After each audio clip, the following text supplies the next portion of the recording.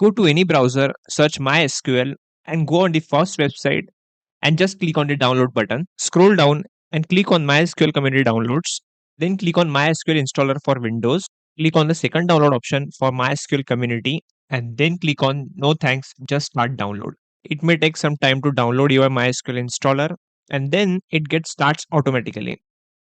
Now choose the custom option and click the next button. Here we are going to drag and drop MySQL Server 64-bit, MySQL Workbench and MySQL Shell of 64-bit and then just click the next option, yes, and execute.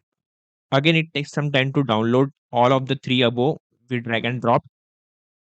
Now just click on the next button, next, next, next, next. Here, if you have your old account, then just enter the current password, otherwise just sign up. Now click on the next option and just execute.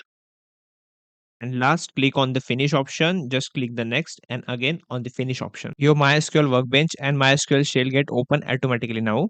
Now just open your SQL and just check whether your SQL is working or not. Here we going to create a single database. Here we test our MySQL Workbench. We create first our first database name Abhi and just create the command create database Abhi and you will see in the schema that our database is created.